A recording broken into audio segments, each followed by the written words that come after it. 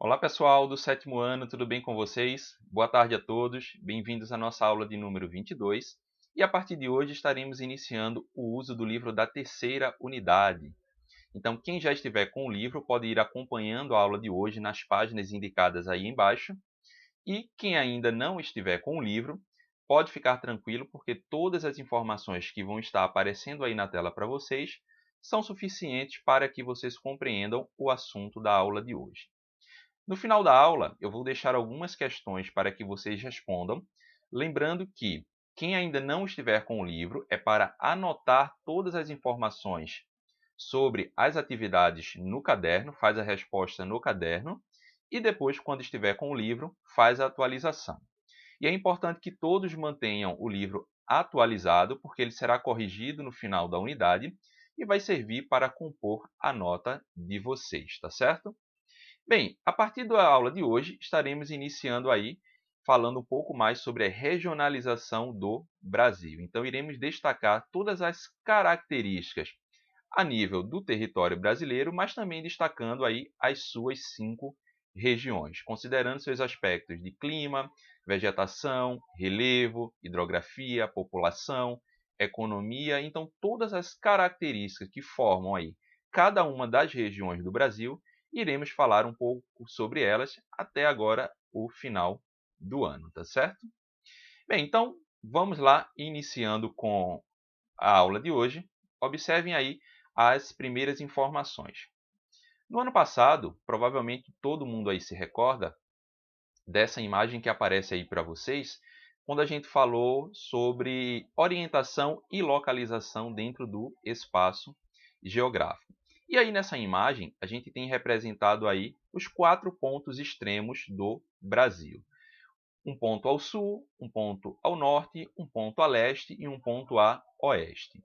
Mas nesse caso, eu quero que vocês avaliem essa imagem e prestem atenção nela, considerando principalmente que a extensão territorial que o Brasil apresenta. Se vocês observarem naquela parte ali em amarelo, estão ali o território de alguns países que fazem fronteira com o Brasil. Então observem que muitos desses países são praticamente do tamanho de um estado brasileiro, por exemplo, ou até mesmo menor.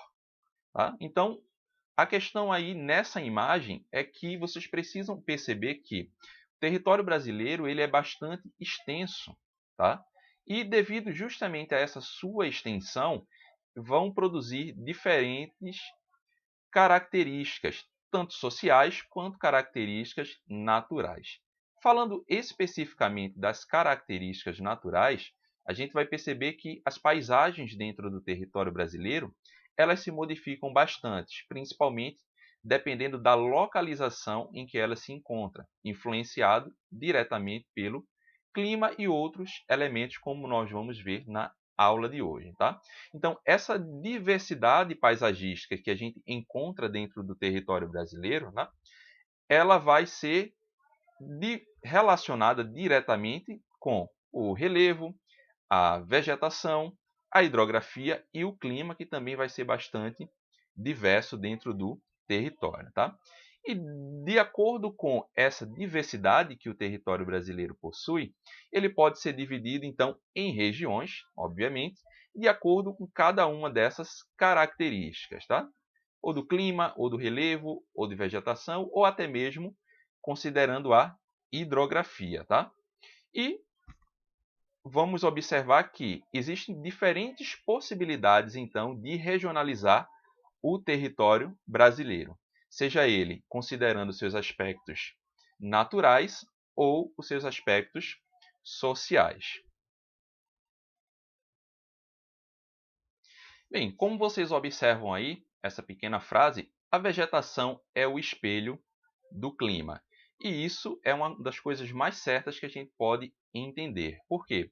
De acordo com as características climáticas que uma determinada região vai apresentar, isso vai influenciar diretamente no tipo de vegetação que a gente encontra e na estrutura dessa cobertura vegetal também. Tá? Então, observem que o Brasil ele possui uma grande diversidade de paisagens, com características totalmente diferentes uma das outras. E essa diferença nessas paisagens, vai ser reflexo justamente da influência de alguns fatores naturais que vão ser aí responsáveis por modelar essa paisagem na superfície terrestre brasileira. E dentro desses fatores naturais, a gente tem aí, como por exemplo, a hidrografia, o relevo e principalmente o clima. Dentro desses três fatores naturais que são responsáveis por modelar a paisagem, o principal deles é justamente o clima. Nessa imagem que aparece aí ao lado para vocês, a gente tem um exemplo de algumas paisagens que ocorrem aí dentro do território brasileiro conforme a sua região.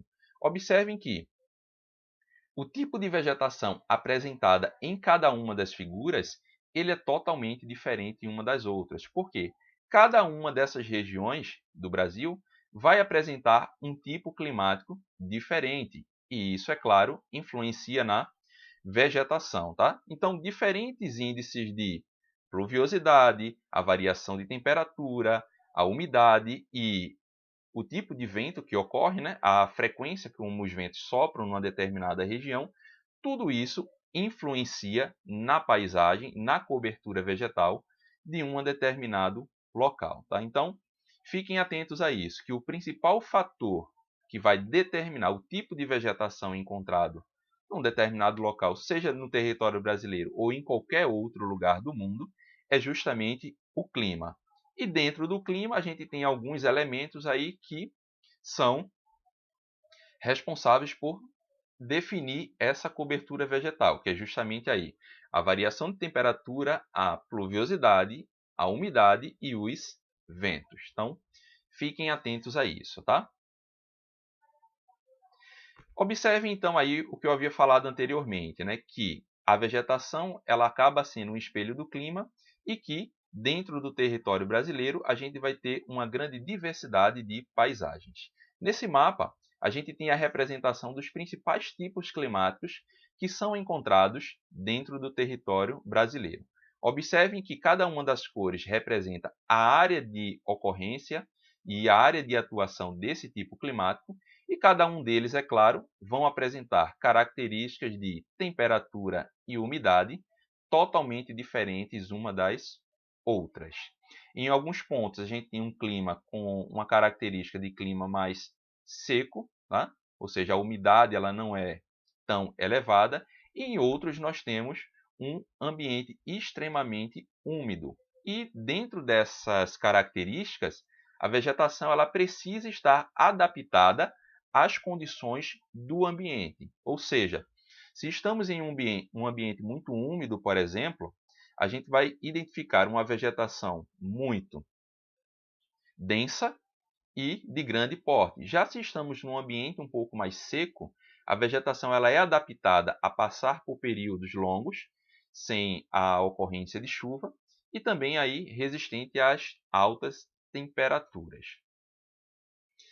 Bem, mas não só as características climáticas, ela vai ser responsável pela diversidade de paisagens naturais, tá? Existe também um outro fator aí climático que é bastante importante e vai ser significativo para definir o tipo de vegetação e a paisagem que a gente encontra em um determinado ambiente. Observem esse esquema que aparece aí na tela para vocês. Ele mostra justamente aqui como ocorre a variação da vegetação de acordo com a mudança na altitude. Observem que, além da forma da vegetação ela ir mudando conforme a altitude vai se elevando, nós temos também uma diminuição dessa vegetação. Tá? Então, quanto maior a altitude, menor e menos desenvolvidas serão a vegetação, porque devido aí ao clima e à temperatura bastante fria e à ausência de umidade.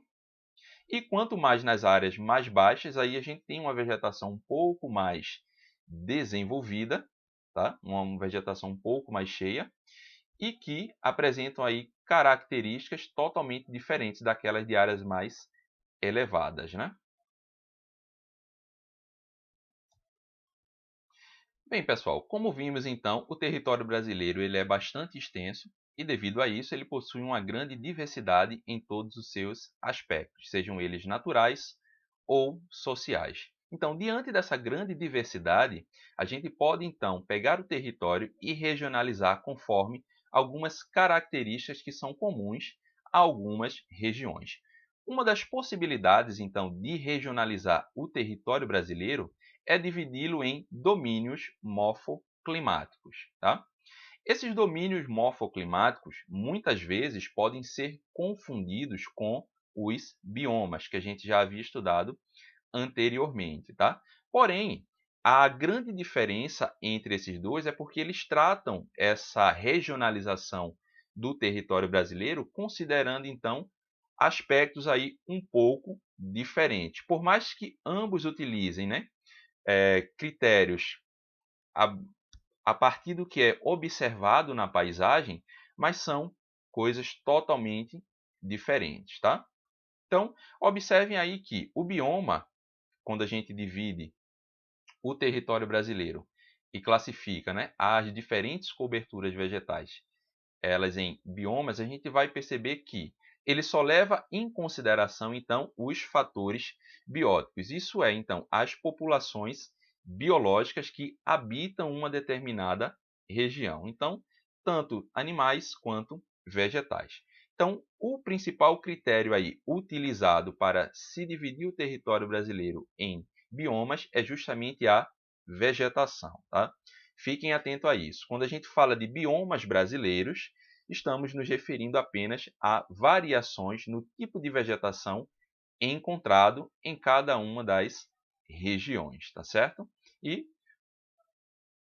é justamente essa imagem que aparece aí ao lado para vocês. Observem que no mapa a gente tem a divisão do território brasileiro em biomas totalmente diferentes, tá? Temos a presença aí então de 6 biomas distintos. Por exemplo, aqui, Amazônia, Cerrado, Pantanal, Caatinga, Mata Atlântica e os Pampas. Então, observem que em cada região do país vai apresentar uma característica vegetal totalmente diferente. E é isso então que nós definimos então como bioma. Porém, quando a gente considera a divisão do território em domínios morfoclimáticos, estamos considerando, além do critério da vegetação, estamos considerando também o relevo e o clima. Então, recapitulando, quando a gente fala em divisão regional a classificação de biomas, utilizamos apenas o critério de vegetação, que aí vocês já conhecem. Quando falamos em domínios morfoclimáticos, estamos considerando a vegetação, o clima e o relevo de uma determinada região, tá? Então, essas 3 características, elas somadas, vão caracterizar uma determinada região e aí, a partir disso, é traçado aquela área que compõe um determinado domínio morfoclimático. Eu vou mostrar no mapa para que vocês observem aí melhor. Observem aqui no mapa, tá? O Brasil, então, o território brasileiro, ele vai ser dividido, como vocês observam aí, em 6 domínios morfoclimáticos, bastante semelhantes aí aos biomas. Mas observem que a área de atuação aqui, ela é um pouco diferente do que é encontrado especificamente no bioma. Pode ter algumas variações, tá? Então aí nós vamos ter o domínio morfoclimático amazônico, do Cerrado, das Caatingas, dos mares de morro aqui no litoral, das araucárias e das pradarias. E toda essa parte aqui em branco, como vocês observam aqui no mapa, são áreas de transição entre um domínio e outro. E aí é claro que, como a gente fala aí de uma área de transição, as características de clima, vegetação e relevo presente nessas áreas de transição, elas vão ser um pouco semelhantes tanto a um domínio quanto ao outro. Por exemplo, aqui nessa área, nessa faixa em branco, onde a gente tem aqui uma área de transição, então, entre o domínio dos mares de morro e o domínio das caatingas. Então, nessa região aqui, vão ser observados pontos em que tanto o relevo, quanto a paisagem, quanto o clima, eles vão ser semelhantes tanto a um domínio quanto ao outro. Tá? Então, observem a pequena legenda que aparece aí para essa imagem, tá? Que os domínios climáticos nada mais são do que uma combinação de todos esses elementos que eu havia falado com vocês: relevo, clima e vegetação. Tá? E, obviamente, que todos esses elementos, todos esses três elementos, eles estão interrelacionados, que vão formar aí uma unidade paisagística comum de acordo com essas características, tá certo? Então, não confundam, tá? Biomas com domínios morfoclimáticos. Bem, a partir da próxima aula, de acordo aqui com esses domínios morfoclimáticos presentes aí no mapa, eu vou trazer para vocês as características de cada um desses domínios, falando um pouco principalmente da sua localização, tipo de vegetação, características climáticas e do relevo. Então, vamos explicar cada um desses domínios e verificar qual a forma de relevo, por exemplo, que predomina no domínio dos mares de morro, qual é o tipo climático predominante, qual é o tipo de vegetação também que predomina, o domínio das caatingas, qual é o tipo de relevo, qual é o tipo de clima e qual é o tipo de vegetação, quais as características que essa vegetação apresenta, quais as características que o ambiente desse domínio morfoclimático também apresenta. Como é que a vegetação ela vai estar adaptada às condições desse ambiente? Pois, como a gente sabe, esses domínios eles vão apresentar características distintas, às vezes mais seco, às vezes mais úmido, às vezes mais quente, às vezes mais frio. Então, tudo isso são características de cada um deles e vai influenciar, é claro, em toda a paisagem que a gente observa em cada um deles, tá certo? Bem, sobre essa questão dos domínios morfoclimáticos, quem é que então estabeleceu essa divisão regional aí do Brasil, considerando essas três características, né, de relevo, clima e vegetação? Quem fez essa classificação foi um grande geógrafo e bastante importante brasileiro, né? Como vocês observam aqui, o Aziz Absaber. Ele fez essa classificação a partir das observações realizadas em seus estudos e até mesmo em viagens onde pôde perceber essa grande diversidade, né, dessas características naturais dentro do território brasileiro e optou então por agrupá-las, né, formando então o que a gente chama de domínios morfoclimáticos, tá ok?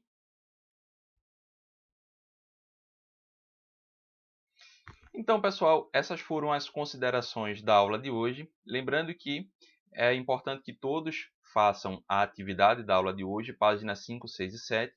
Lembrando que qualquer dúvida sobre esse ou assuntos anteriores, falem comigo lá pelo Instagram, tá certo? Então, tchau para todos vocês e até a próxima aula.